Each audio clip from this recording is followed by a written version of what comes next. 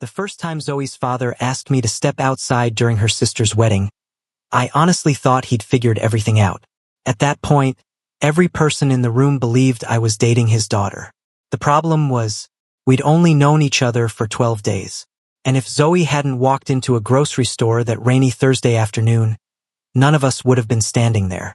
My name is Mason Reed, and until 12 days earlier, Zoe Carter was just somebody I used to know. Not a friend, not an ex, not somebody I texted or thought about, just a familiar face from college. The kind you occasionally remember when an old photo appears online. That's why I wasn't prepared when I looked up from my shopping cart and saw her standing 3 feet away from me holding a box of cereal. At first, I didn't even recognize her. It had been years. Then she smiled. And suddenly I was 21 again. Mason. I stared for a second, then laughed. Zoe. The grocery store wasn't exactly the place I'd imagined running into someone from my past. Especially not her. We stood there blocking half the aisle while 2 confused shoppers tried to get around us. Neither of us seemed to notice.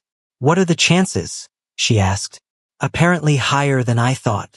She laughed. The same laugh. That surprised me. People change. Voices change. Personalities change. Life happens. But somehow Zoe still sounded exactly like herself. The next few minutes disappeared quickly. Questions. Answers. Work. Life.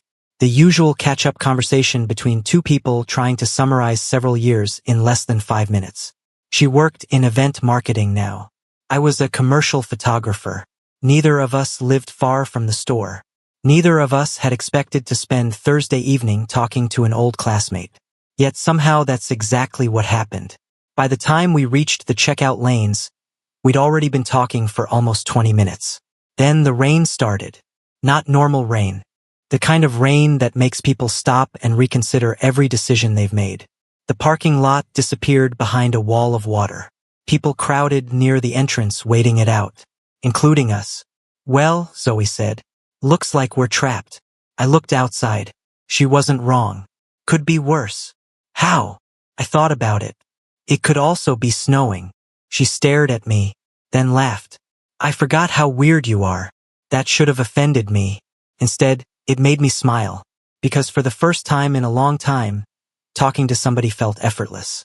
No pretending, no awkward pauses, no trying to impress anyone, just conversation. 40 minutes later, the storm finally slowed. People began leaving. The crowd near the entrance thinned out, and eventually it was just us standing there. The conversation should have ended. Instead, Zoe looked unusually nervous. Not enough for most people to notice. Enough for me. She glanced toward the parking lot, then back at me, then away again, like she was debating something. Finally she sighed. "Mason." "Yeah. Can I ask you something?" The tone in her voice immediately changed everything. This wasn't a casual question. I could tell. "What kind of question?" "The kind that might make you think I'm completely insane." I laughed. "That's a concerning introduction." "I'm serious." For the first time all evening, she looked genuinely embarrassed. And suddenly I became very curious. "Okay." She took a breath. Then another, clearly trying to find the right words. "My sister is getting married next weekend." I nodded. "So far, completely normal. Please don't interrupt. This is difficult enough already."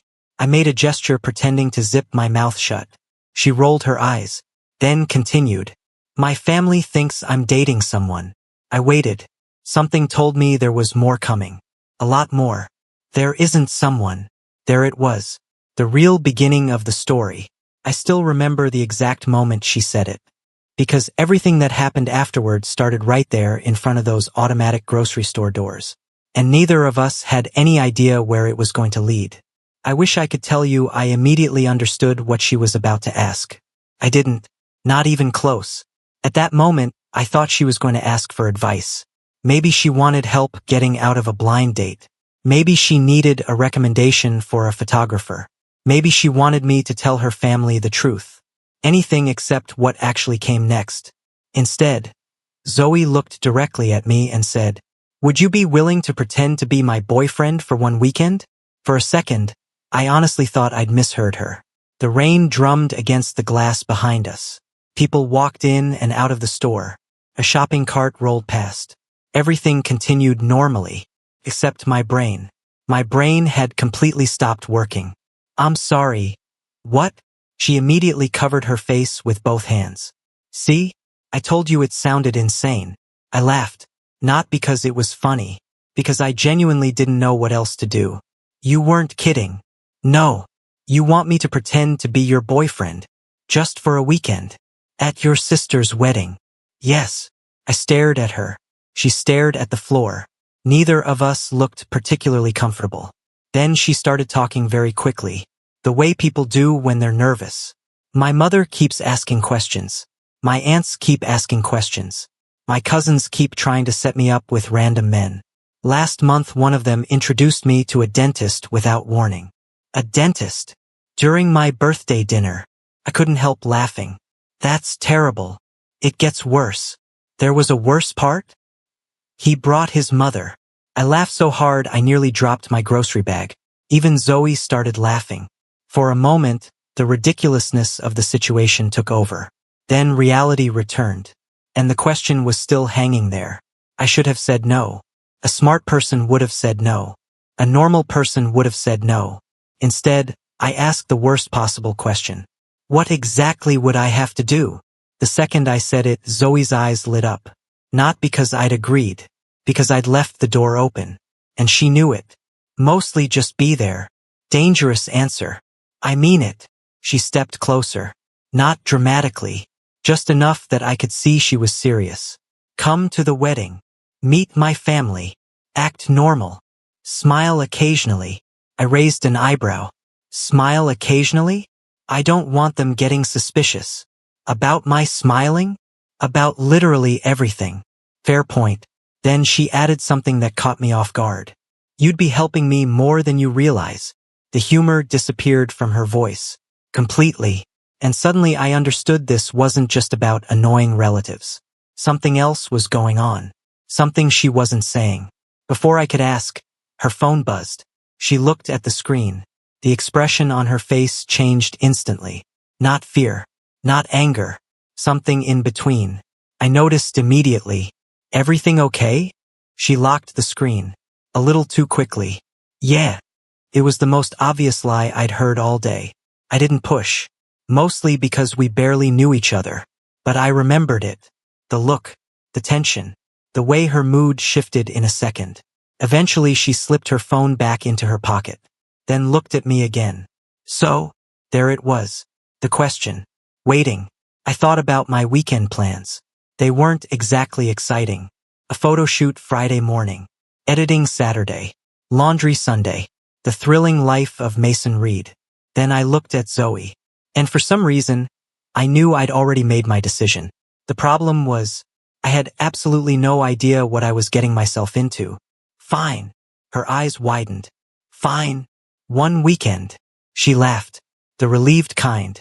The kind people laugh when they're expecting rejection and get something else entirely. Really? One weekend. Before I knew what was happening, she wrapped her arms around me. Quickly. Instinctively. Then immediately stepped back. Embarrassed. Sorry. It's okay. Neither of us mentioned it again. But something about that hug stayed with me. Maybe because it felt genuine. Or maybe because it was the first moment I realized this wasn't going to be as simple as pretending. And unfortunately, the complications started less than 24 hours later. The next morning, I woke up to 6 missed calls from Zoe. 6. Before 9 in the morning. That couldn't be good. I called her back immediately. She answered on the first ring. Mason. The fact she skipped saying hello told me everything. What happened? Silence. Then, my ex found out. I sat upright so fast I nearly dropped my phone. What do you mean he found out? I mean he knows I'm bringing someone to the wedding. That didn't sound catastrophic. Not yet. Okay. No, Mason. You don't understand. Apparently I didn't, because Zoe sounded genuinely stressed. He thinks it's you. Well, that was specific. How? I have no idea. I rubbed my forehead. The wedding was still over a week away. How was there already drama? Who is this guy exactly? Another pause. long enough to make me nervous. Then she answered, "His name is Ryan." The way she said it told me there was a lot more to the story. Unfortunately, I was right. We met later that afternoon at a small coffee shop downtown. The moment Zoe sat down, I knew she hadn't slept much. Her eyes looked tired. Her smile looked forced. And suddenly the fake boyfriend arrangement didn't feel funny anymore. "Okay." I leaned back. "Tell me everything." She wrapped both hands around her coffee, thinking, choosing her words carefully, then finally started talking. Ryan wasn't just an ex. He was the ex. 3 years together, almost engaged, families involved, future plans, shared apartments, the whole thing. Then one day it ended, or at least Zoe thought it had. The problem was that Ryan never seemed to accept that part. "He keeps trying to come back?" I asked. She nodded. "Every few months. And he still thinks there's a chance?" Another nod. That explained a lot. "Have you told him there isn't?" "Mason." The look she gave me answered the question. "Many times. Apparently." I sighed. "Okay." For a few moments neither of us spoke. People moved around us. Coffee machines hissed. Music played quietly overhead. Normal life. Meanwhile, my weekend plans were rapidly becoming a romantic disaster movie. Then Zoe surprised me. "If you want to back out." "No." She blinked. "You didn't even think about it." "I already agreed." "That's not a reason." "It is to me." For the first time all afternoon, her expression softened. And something strange happened. The nervousness disappeared. Not completely, just enough. Like she finally believed she wasn't handling everything alone. A few minutes later, her phone buzzed again. She glanced at the screen, immediately turned it face down. I noticed. Of course I noticed. "Ryan." She nodded. I looked at the phone, then at her, then back at the phone. An idea appeared. Terrible idea. The kind of idea that always creates problems. Which is exactly why I said it. "Call him." Zoe stared at me. "No." "Why not?" "Because absolutely not." I laughed. "I'm serious." "So am I." But the more I thought about it, the more sense it made. If this guy was going to be a problem, I wanted to know now. Not during the wedding. Not in front of her family. Now, unfortunately, Ryan solved that problem for us. Because before Zoe could argue again, a shadow appeared beside our table. A familiar male voice followed. "Well." My stomach immediately dropped. I didn't need to look up. I already knew. Ryan. And judging by the expression on Zoe's face, this wasn't a coincidence. Ryan looked exactly like the kind of man who'd never heard the word no often enough. Tall, well-dressed, confident. The sort of confidence that comes from spending years getting his way. Unfortunately for him, Zoe didn't look happy to see him. At all. "What are you doing here?" Her voice had become noticeably colder. Ryan ignored the question. His attention shifted toward me instead. Of course it did. "So you're Mason." I stood up, mostly because staying seated suddenly felt wrong. "Ryan." His eyes narrowed slightly. Not enough for anyone else to notice. Enough for me. The atmosphere around the table changed immediately. People nearby continued drinking coffee and checking their phones, completely unaware that the most uncomfortable conversation in the building was happening 3 feet away. Ryan looked at Zoe, then at me, then back at Zoe. "I didn't think you'd actually do it."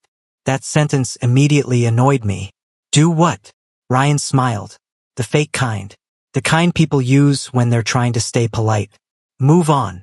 The smile disappeared from Zoe's face completely. For a moment, I honestly felt bad for the guy. Then he kept talking. And the feeling vanished. 3 years together. He shook his head. "And suddenly there's another guy. Ryan." Zoe's warning was immediate. But he wasn't listening. "You really expect me to believe that?" Now people were starting to notice. Not the words. The tension. The volume. The way conversations nearby had started slowing down. I could feel it. So could Zoe. Which was exactly why she stood up. "Outside." Ryan blinked.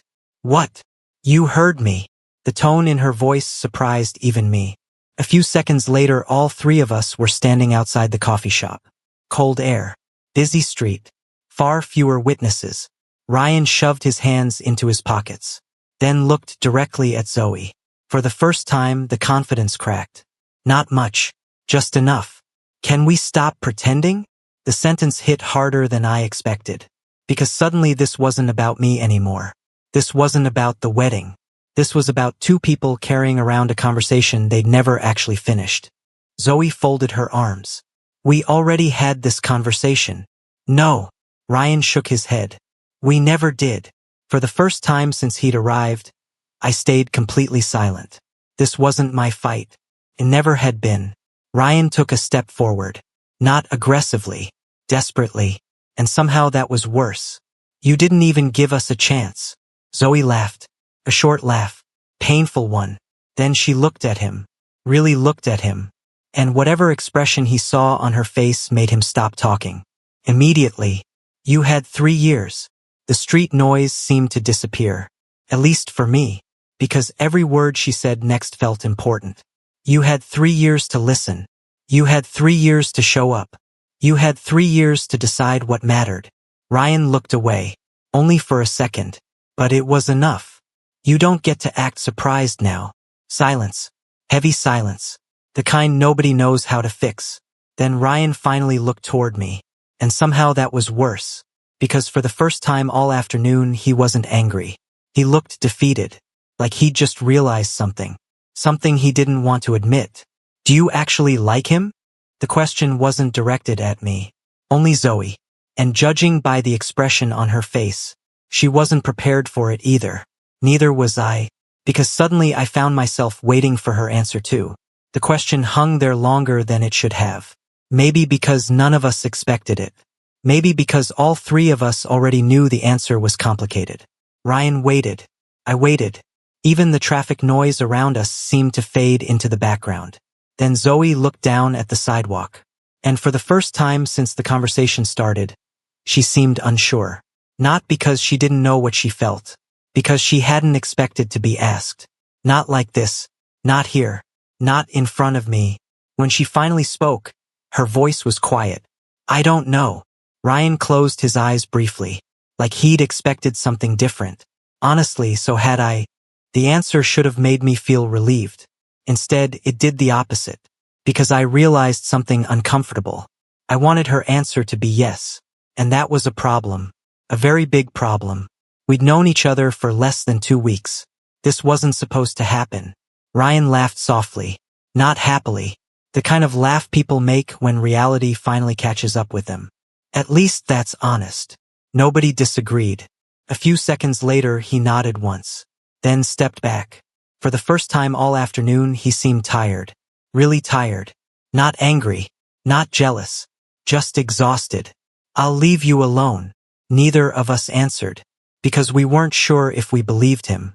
Ryan looked at Zoe one last time. Then turned and walked away. Just like that. No dramatic ending. No shouting. No scene. Which somehow made it sadder. The moment he disappeared around the corner, Zoe let out a long breath. Like she'd been holding it for weeks. Maybe months. I didn't say anything immediately. Neither did she. We simply stood there on the sidewalk. Watching people pass. Watching life continue around us. Finally Zoe laughed. A nervous laugh. I hate today. That broke the tension. I laughed too. Fair. She rubbed her forehead. Then looked at me. I'm sorry. For what? Dragging you into this. I considered the question. The truth was that she had.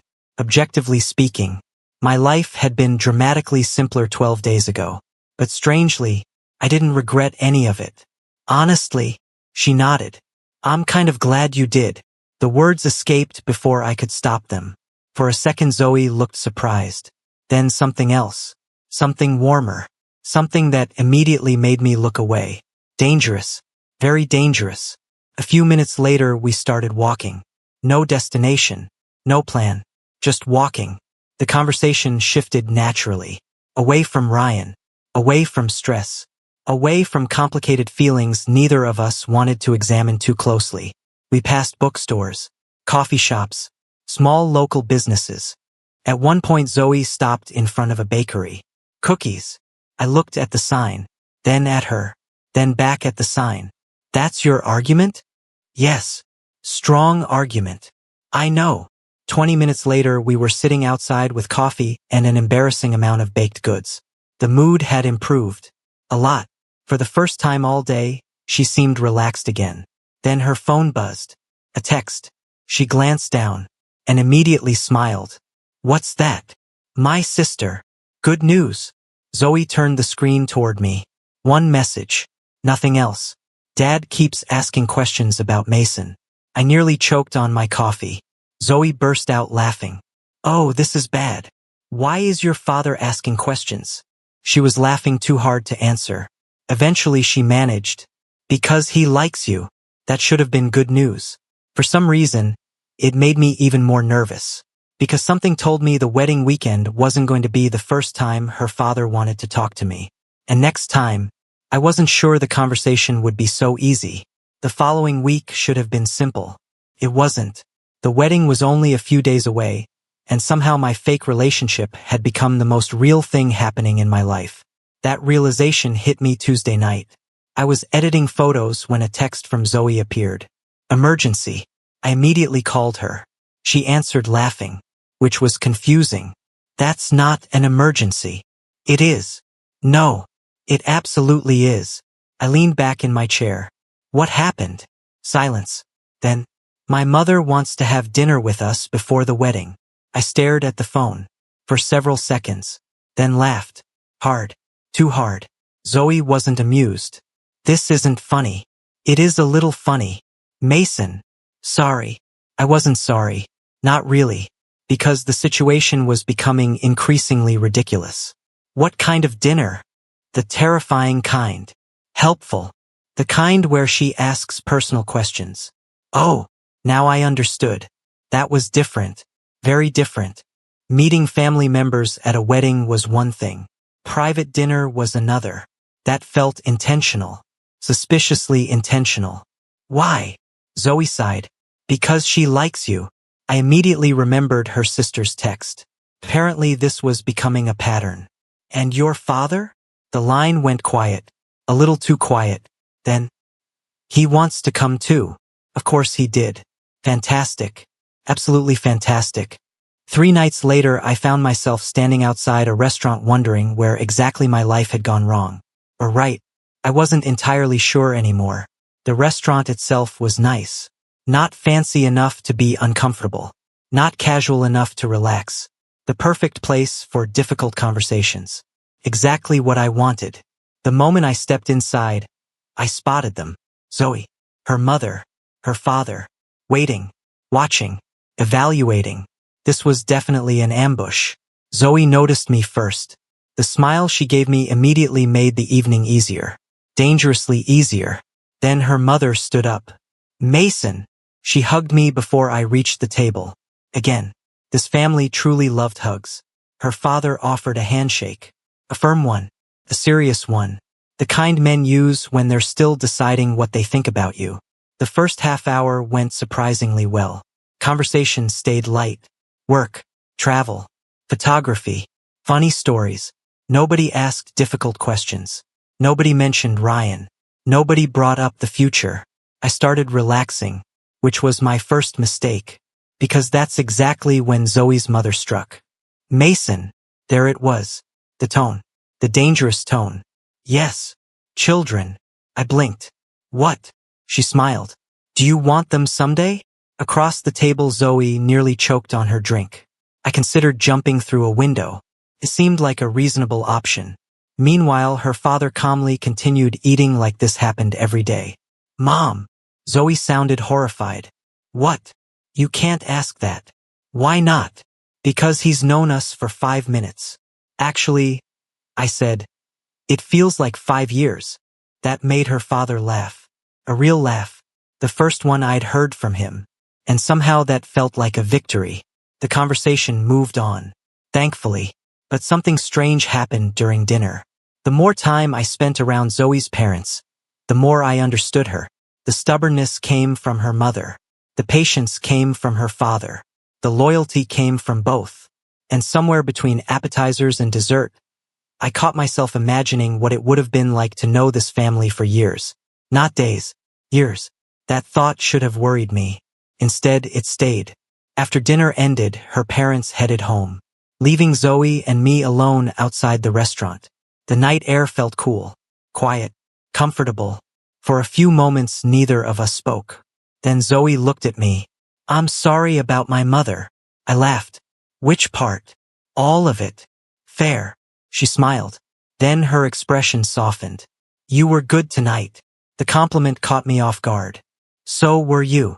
For a second, neither of us looked away. Not immediately, not like before. And suddenly the space between us felt much smaller than it should have. The problem was, I wasn't the only one who noticed, because across the street, sitting inside a parked car, somebody was watching us.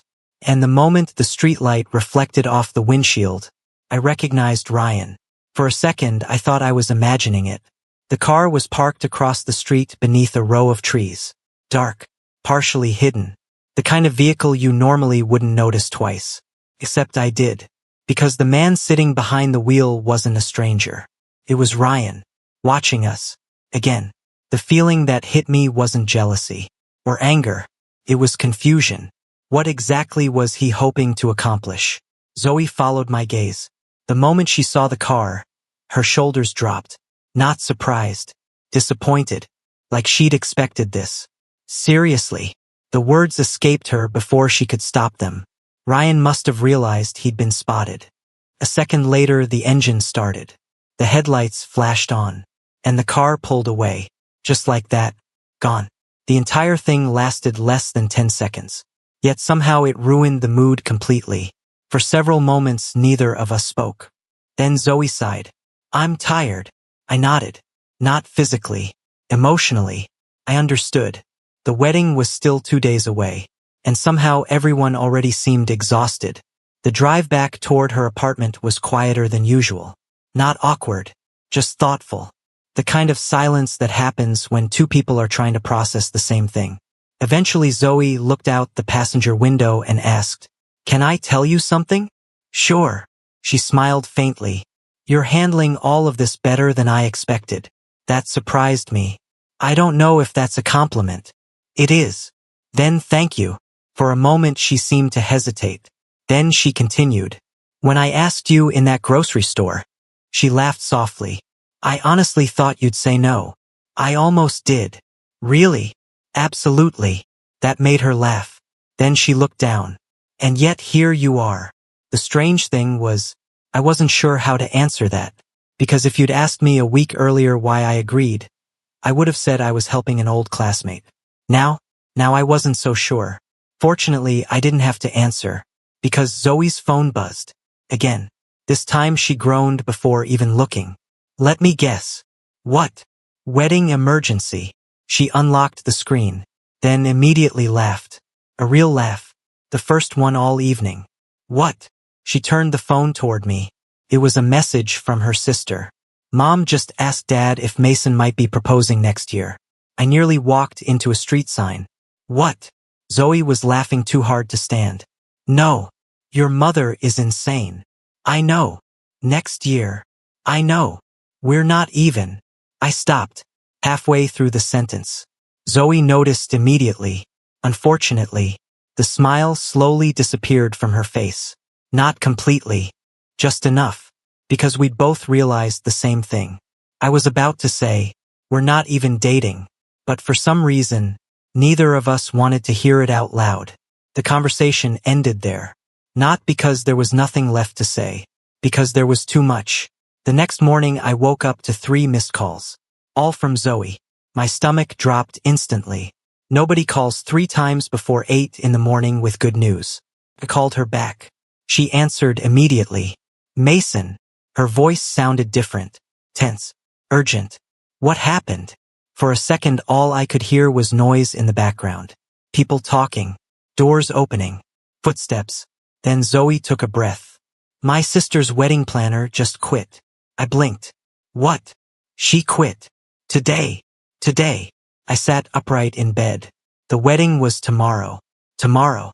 And suddenly I had a feeling the next 48 hours were about to become a complete disaster. The first thing I learned about weddings is that nobody is ever actually in charge. The second thing I learned is that the person pretending to be the boyfriend somehow ends up doing everyone's job. By 10 in the morning, I'd carried boxes, moved chairs, hung decorations, and helped an elderly aunt locate a missing handbag that turned out to be hanging from her own shoulder. Meanwhile, the missing wedding planner situation had transformed the entire venue into controlled chaos. Everyone was running. Everyone was stressed. Everyone was shouting, except Zoe, which worried me, because she was usually the first person to jump into a problem. Now she was standing near the reception hall staring at a clipboard like it had personally betrayed her. I walked over. How bad? She looked up, then laughed. A tired laugh. The florist is late. Okay. The DJ is lost. Okay. The cake is being delivered to the wrong address. I blinked. That's less okay. Exactly. For a second we stood there. Then she rubbed her eyes, and I realized something. She wasn't worried about the wedding. Not really. She was worried about her sister, because that's who Zoe was. She carried other people's problems like they belonged to her. Mason. Yeah. Can you do me a favor? Those words have historically caused me problems. That earned a smile. Good. She needed one. Can you go pick up the cake? I pointed at myself. The photographer? Correct. The fake boyfriend? Also correct. The emergency cake specialist? Especially that one. 20 minutes later, I was driving through the mountains trying to rescue a wedding cake I'd never seen for a bride I'd known for less than a week. Life was getting weird. Very weird. By some miracle, I actually found the bakery truck. The driver had entered the wrong address. A stupid mistake. A fixable one. 2 hours later, the cake arrived safely. The venue erupted in applause like I'd returned from war, which felt slightly excessive. Madison hugged me, again. Her mother hugged me, again. One random cousin hugged me too. At this point, I was beginning to think physical contact was a requirement for joining the Carter family.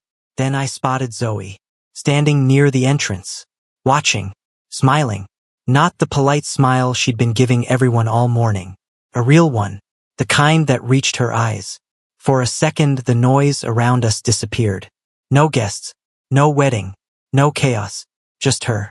Dangerous, very dangerous, because that was the exact moment I realized I wasn't pretending anymore. Not emotionally, not internally, not where it mattered. The problem was, I had absolutely no idea whether Zoe felt the same way. The ceremony started an hour later. The weather was perfect. The mountains stretched across the horizon. Guests filled the rows of chairs. Music drifted through the air. Everything looked exactly like the kind of wedding people spend years imagining. I found my seat beside Zoe. Family members smiled at us. Photographers moved around. The ceremony began. And for the next 20 minutes, everything felt peaceful. Until somebody sat down in the empty chair directly behind me. I didn't need to turn around. Somehow I already knew. Ryan. Of course. Because apparently this man had appointed himself the final boss of the weekend. The ceremony continued, but I could feel him there, watching, waiting, and judging by the expression on Zoe's face when she noticed him, she felt it too. The problem wasn't that Ryan had shown up. Everyone expected that. The problem was the look on his face, because it wasn't anger anymore. It wasn't jealousy either. It looked like he'd made a decision, and for some reason, that made me far more nervous. The ceremony ended without disaster. Honestly, that alone felt like a miracle. People stood. Music played. Guests smiled and wiped away tears. The bride and groom kissed.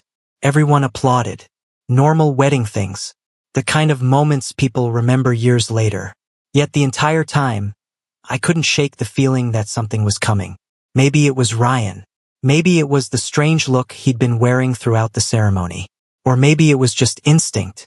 Either way, I stopped trusting peaceful moments. Because peaceful moments never lasted long around this family. The reception began shortly afterward. And somehow the atmosphere changed immediately. The formal tension disappeared. Music became louder. People relaxed. Drinks appeared. Children started running around like tiny agents of chaos. Within 30 minutes, the dance floor was full. Within 45, one uncle was attempting dance moves that probably required medical supervision. Everything was going exactly as weddings usually do. Then Madison found me. That was never a good sign. Mason. The smile on her face made me nervous immediately. What? You need to dance. No. Yes. No. Yes. We continued like that for almost a minute. Unfortunately, Madison had inherited the Carter family stubbornness. And I was badly outnumbered. 5 minutes later, I was standing in the middle of the dance floor wondering how my life had reached this point. Then Zoe appeared, which somehow made it worse. Or better. I wasn't sure anymore. You look terrified. I am terrified. She laughed. Relax. Easy for her to say. She wasn't the one being judged by 70 relatives. The song changed. A slower song this time. Not romantic. Just slower. People naturally paired off. Some couples danced. Others simply talked. The atmosphere softened. Without really thinking about it, Zoe offered her hand. The movement was casual. Natural. Like she'd done it 100 times before. I stared at it. Then at her. Then back at her hand. You realize this is how rumors start. Her smile widened. Mason. Yeah. Everyone here already thinks we're together. Fair point. A very unfortunate point. I took her hand. Immediately regretted how natural it felt. The dance wasn't complicated. We simply moved with the music. Talking occasionally. Laughing occasionally. Nothing dramatic. Yet somehow it became my favorite part of the entire weekend. Maybe because it felt real. More real than any of the pretending. At one point Zoe looked around the room. Then quietly said, My sister looks happy. I followed her gaze. Madison was dancing with her husband. Both laughing. Both completely unaware anyone was watching. She does. Zoe smiled. And for a second there was something emotional in her expression. Something deeper. Then she looked back at me. Thank you. The words caught me off guard. For what? For helping. I wanted to tell her she didn't need to thank me anymore. That I would have come even if there wasn't a wedding. Even if there wasn't a fake relationship. Even if she'd simply asked. The problem was, those words felt dangerous. So I kept them to myself. A few minutes later the song ended. People applauded. Conversations resumed. The reception continued. And that's when I noticed Ryan crossing the room. Walking directly toward us. Not angry. Not upset. Determined. The same look I'd seen during the ceremony. The look that had bothered me all day. When he reached us, he stopped. Looked at Zoe. Then at me. And said something neither of us expected. I owe both of you an apology. For a moment nobody spoke. Because that wasn't where either of us thought this conversation was going. Not even close. And judging by Ryan's expression, he wasn't finished. For a few seconds, none of us said anything. Mostly because we were waiting for the catch. People don't usually walk across a wedding reception, interrupt a conversation, and open with an apology. Not sincere ones, anyway. Ryan seemed to understand exactly what we were thinking. Because he actually laughed. A little. Not much. Just enough. I know. He looked at Zoe. Then at me. Then shook his head. I've made this weekend harder than it needed to be. The music continued around us. Guests danced. Conversations carried on. Nobody seemed to notice the strange little meeting happening near the edge of the dance floor. Or maybe they did. Families notice everything.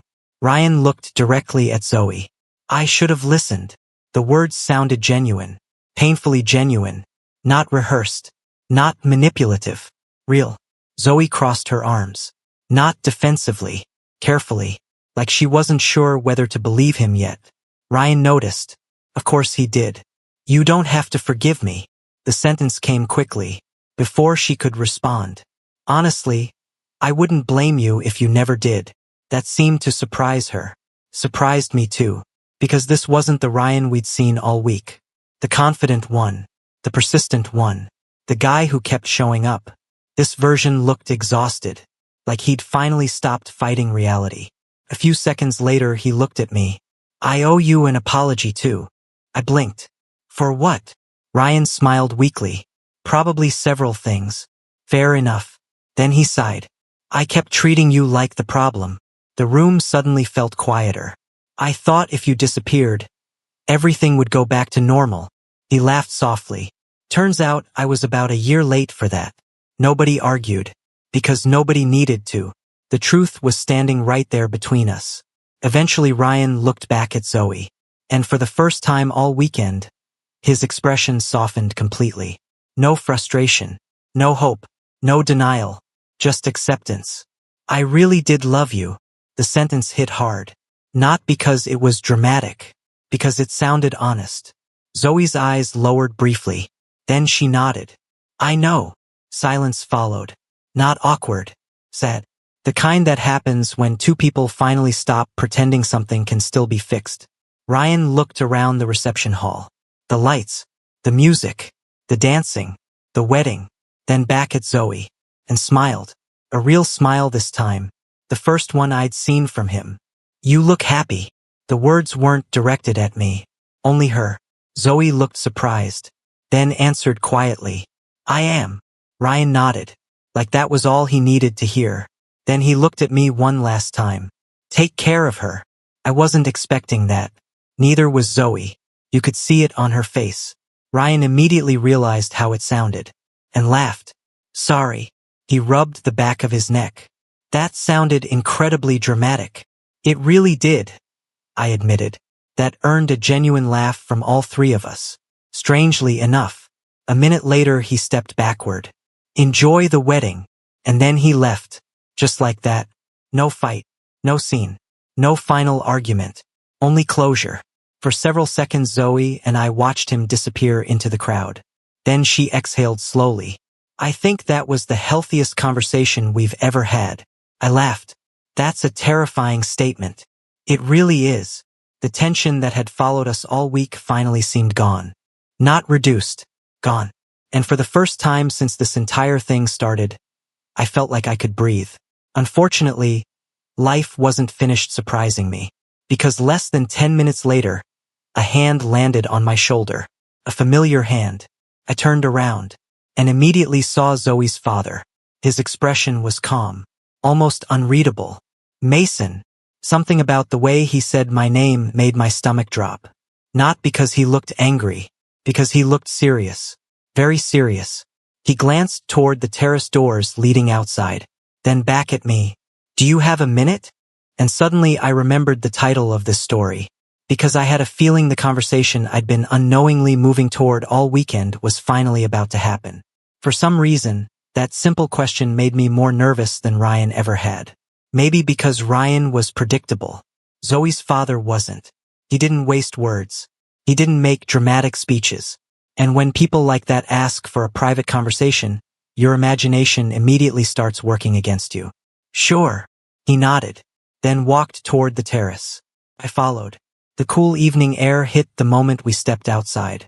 Behind us, music continued through the reception hall windows. Laughter. Conversations. The wedding carried on. Out here it was quiet.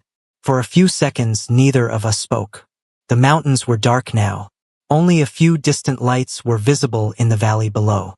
Finally, Zoe's father leaned against the railing and looked at me, not suspiciously, not angrily, carefully, like a man trying to decide how to begin.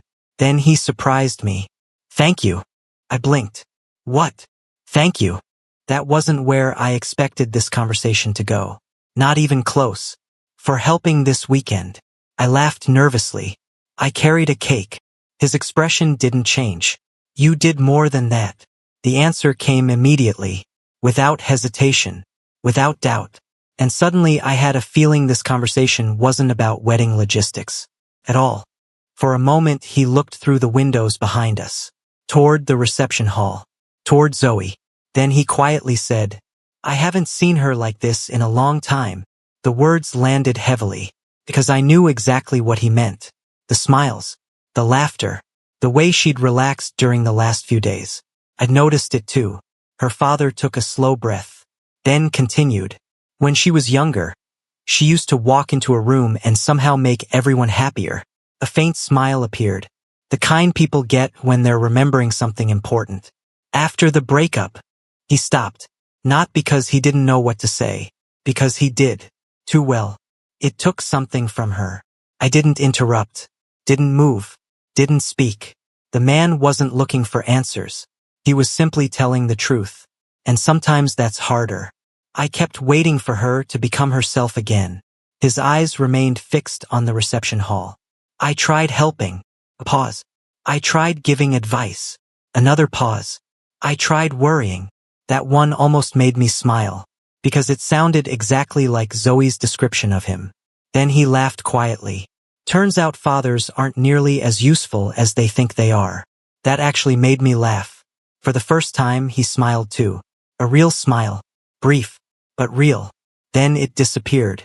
And suddenly his expression became serious again. The serious expression. The one I'd seen all weekend. The one that told me we were finally reaching the reason he'd brought me outside. He looked directly at me. Mason. My stomach tightened immediately. Here it comes. The conversation. The real one. I need you to answer one question honestly. The air suddenly felt colder. Not because of the weather. Because of what that sentence meant. I nodded. Okay. He held my gaze for several seconds. Long enough that I couldn't look away even if I'd wanted to. Then he asked, "Did this start as a favor?" I froze. Completely.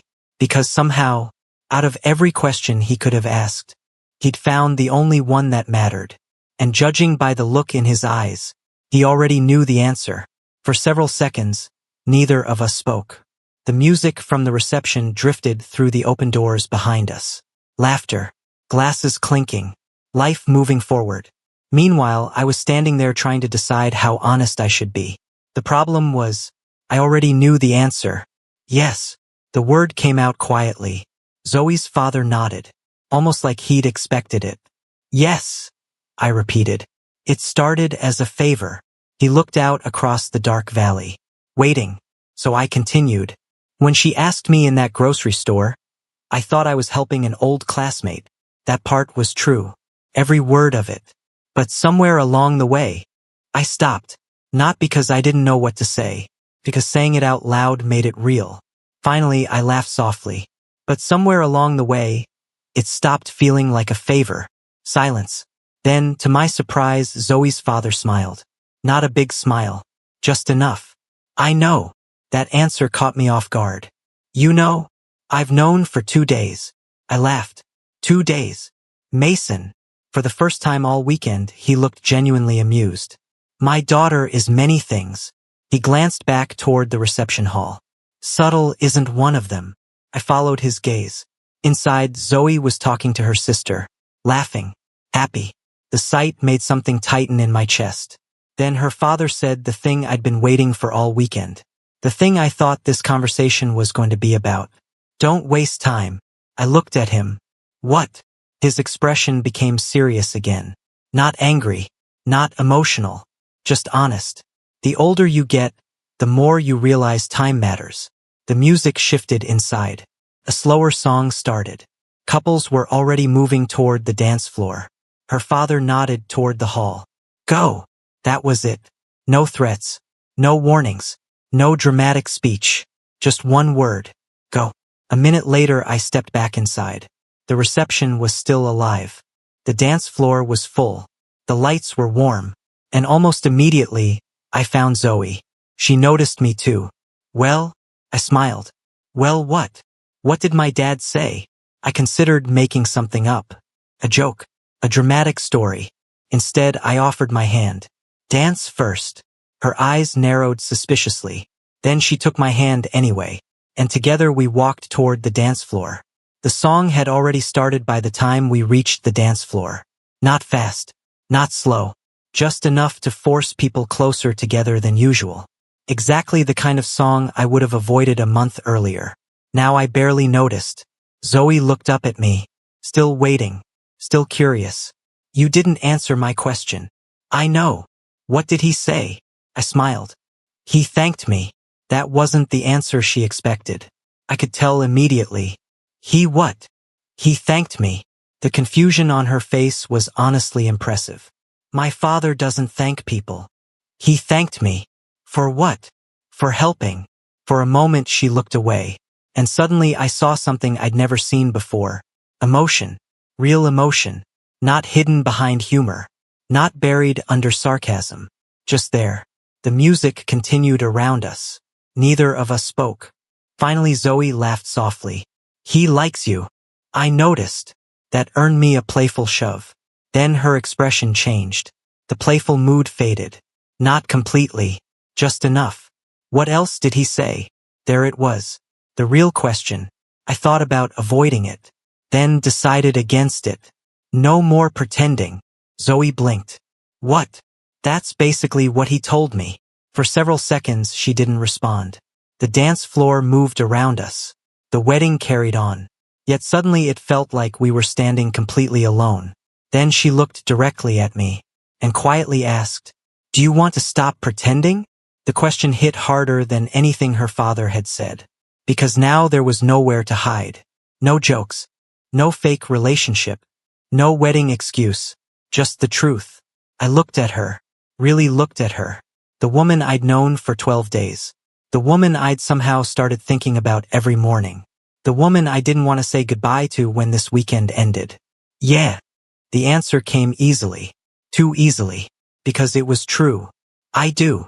For a second she just stared at me. Then smiled. The biggest smile I'd seen all weekend. And somehow that smile told me everything before she even spoke. Good. I laughed. Good. Good. The music ended. People applauded. Someone called for another dance. But neither of us moved. Because for the first time since this whole thing started, we weren't pretending anymore. Not to her family. Not to ourselves. Not to each other. Months later, people would ask how our relationship started. Some thought it began at the wedding. Others thought it began in that grocery store. The truth is a little more complicated. It started with a favor. A ridiculous favor. The kind, sensible people probably should have refused. But every time I look back at that rainy Thursday afternoon, I end up thinking the same thing. If Zoe Carter hadn't asked me to pretend to be her boyfriend for one weekend, I never would have become the man lucky enough to be the real one. And honestly, that's my favorite part of the story.